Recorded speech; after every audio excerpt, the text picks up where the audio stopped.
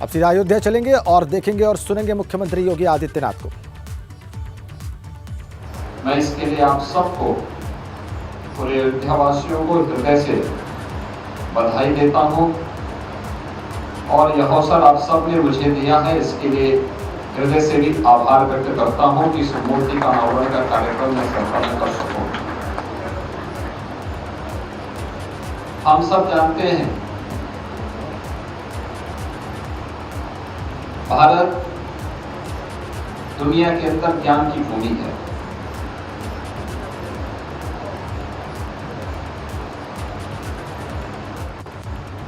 वेदों की परंपरा उसका साक्षात दर्शन कराती है।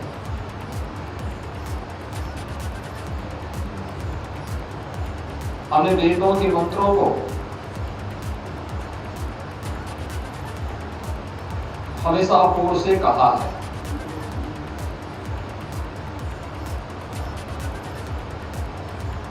वेदों के मंत्र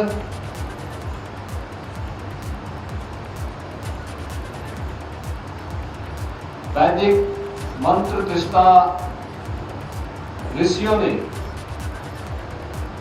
उद्घाटित किए। वे अपने आप को मंत्र दृष्टा तो कहते हैं, मंत्र सृष्टा नहीं। यही भारत की परंपरा है और उस परंपरा के साथ जुड़ते हुए समय समय पर आध्यात्मिक दृष्टि से परिपूर्ण इन पूज्य संतों का, ऋषियों का सानिध्य भारत के धराधाम को प्राप्त हुआ। भले ही हम लोगों ने उसे अलग अलग मार्ग माना हो, अद्वैत हो, द्वैत हो, विशिष्टा द्वैत हो, ये मंजिल में पहुंचने के लक्ष्य को प्राप्त करने के लिए अलग अलग मार्ग हैं और जब जिस प्रकार के मार्ग का अनुसरण करके लोक के कल्याण का मार्ग प्रशस्त हो, हमारे पूज्य संतों ने उस प्रकार के मार्ग की राह हमें दिखाई। हमारे भारतीय मनीषा ने कभी ये नहीं कहा कि जो मैं कह रहा हूं यही धर्म है। हमारे ऋषि परंपरा ने, हमारे संतों की परंपरा ने तो एक ही बात कही कि महाजना एन गतः सपंथा, यानी महापुरुषों के द्वारा बताया गया जो मार्ग है वही धर्म है और धर्म की इस विराट व्याख्या को भारत के अलावा कोई दूसरा नहीं समझ सकता। और इसीलिए तो भारतीय मनीषा इस बात को कहती है, एकम सद विप्रा बहुधा वदन्ति, यानी सत्य एक है, विद्वान लोग उसको अलग अलग प्रकार से उसकी व्याख्या कर सकते हैं, मार्ग दिखा सकते हैं, लेकिन मंजिल तो एक ही होगी और यही मंजिल है जो आज से 1000 वर्ष पहले पूज्य स्वामी रामानुजाचार्य जी ने राह दिखाने के लिए, लोक कल्याण के लिए, उस समय आक्रांताओं से त्रस्त इस धरती को एक नया जीवन प्रदान करने के लिए उस समय जो दृष्टि दी थी, वह भारत की दर्शन की विशिष्टता, द्वैत की और परंपरा के साथ आगे जुड़ता है, जिसने भारत को एक नई राह दिखाई। इससे पहले शंकराचार्य जी ने अद्वैत मार्ग का अनुसरण करने की एक नई प्रेरणा दी। कालांतर में अनेक इस प्रकार के दृष्टांत हम सबको प्राप्त होते हैं, जब पूज्य संतों का मार्गदर्शन, उनका सानिध्य भारत को हर कालखंड में प्राप्त हुआ और वही दर्शन ये क्रमिक विकास की प्रक्रिया का हिस्सा बना। वे आपस में एक दूसरे के खंडन खंडन पर नहीं, बल्कि एक दूसरे की बातों को पुष्ट और परिपुष्ट करते हुए आगे बढ़कर के क्रमिक एक आगे बढ़ने की प्रक्रिया का ही हिस्सा है। और भारत आज अपने पूज्य संतों की इस परंपरा पर गौरव की अनुभूति करता है। भगवान राम का भव्य मंदिर अयोध्या में बन रहा है। कल आपने महाकाल अवंतिकापुरी में आपने देखा होगा, देश के यशस्वी प्रधानमंत्री मोदी जी के द्वारा वहां पर महाकाल के भव्य स्वरूप के प्रथम चरण के कार्य का लोकार्पण किया गया। इससे पहले दिसंबर 2021 में काशी विश्वनाथ धाम का लोकार्पण आदरणीय प्रधानमंत्री जी के कर कमलों से संपन्न हुआ। उससे पहले केदारपुरी के पुनरुद्धार कार्य का लोकार्पण अनावरण का कार्यक्रम आदरणीय प्रधानमंत्री जी के कर कमलों से संपन्न हुआ। और उससे पहले इसी अयोध्या में भगवान श्री राम के भव्य मंदिर निर्माण के कार्य का शुभारंभ भी प्रधानमंत्री जी के कर कमलों से आगे बढ़ा। ये नया भारत है, अपनी आध्यात्मिक और सांस्कृतिक परंपरा पर गौरव की अनुभूति करता है।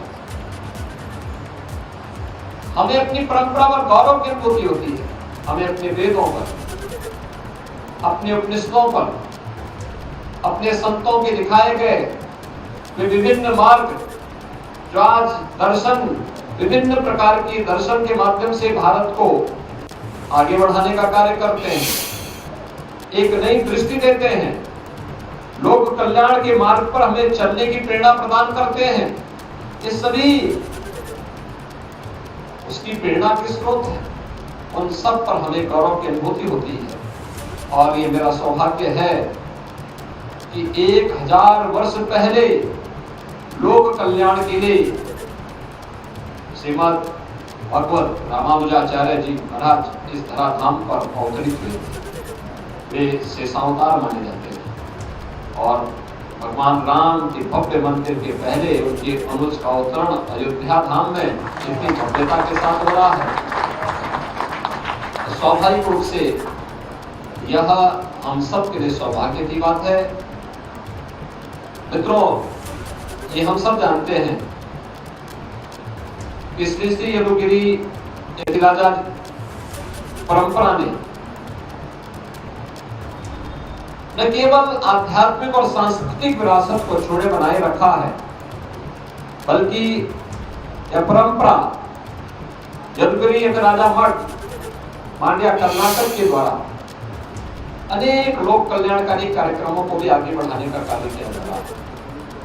गरीबों को पेंशन वितरण का हो, छात्रों के स्कॉलरशिप का हो, गरीब कन्याओं को शादी विवाह का कार्यक्रम हो, गरीबों में अन्न वितरण का कार्यक्रम हो, गौ रक्षा का कार्यक्रम हो, मठों के पुनरुद्धार का कार्यक्रम हो, अन्य अनेक प्रकार के वे कार्यक्रम जो वास्तव में धर्म के ही भाग हैं।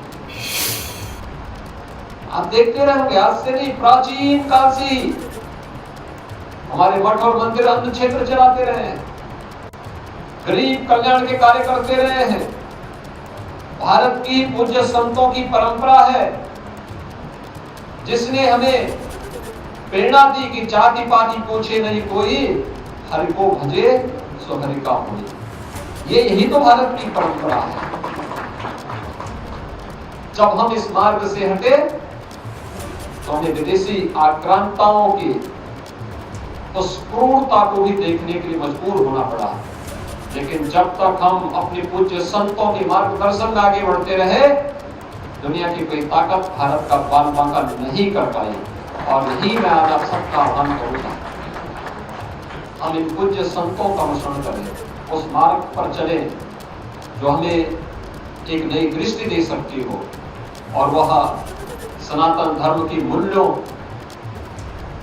का अनुसरण करते हुए भेदभाव और किसी भी प्रकार की इस अव्यवस्था को जो हमें कमजोर करती हो उसे दूर करते हुए लोक कल्याण के लिए न केवल सनातन हिंदू धर्म से जुड़े हुए सभी धर्मस्थल बल्कि सभी भक्तजन उस परंपरा के साथ जुड़ करके लोक कल्याण के इस कार्यक्रम को बृहद पैमाने पर आगे बढ़ाने का कार्य करेंगे तो न केवल आध्यात्मिक और सांस्कृतिक विरासत अछूते बनी रहेगी, बल्कि हम सनातन हिंदू धर्म को मजबूत करके न केवल भारत को एक भारत श्रेष्ठ भारत बनाने में सफल होंगे, बल्कि विश्व के कल्याण का मार्ग ही प्रशस्त करने में सफल होंगे। मैं एक बार फिर से श्रीमद भागवत रामानुजाचार्य जी की इस भव्य प्रतिमा, दिव्य प्रतिमा को यहाँ पर स्थापित करने और इस परंपरा को अयोध्या में फिर से स्थापित करने के लिए श्री श्री यदुगिरी यतिराजा नारायण रामानुजाचार्य स्वामी जी महाराज और उनकी सभी अनुयायियों को हृदय से धन्यवाद देता हूँ। इस पूरे कार्यक्रम के प्रति अपनी शुभकामनाएं देता हूँ और विश्वास व्यक्त करता हूँ कि आप सब अयोध्या की इस परंपरा के साथ जुड़ करके अयोध्या को दुनिया की सबसे भव्यतम नगरी के रूप में स्थापित करने में अपना योगदान देंगे। मैं आप सबका एक बार फिर से अयोध्या की इस धरती पर हृदय से स्वागत और अभिनंदन करता हूँ। धन्यवाद। जय जय श्री राम।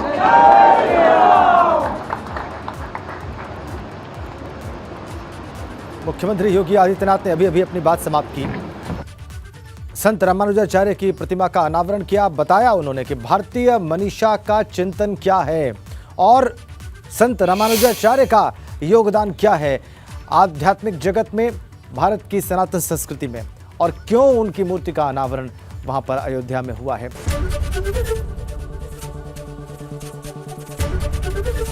एबीपी गंगा, खबर आपकी, जुबान आपकी।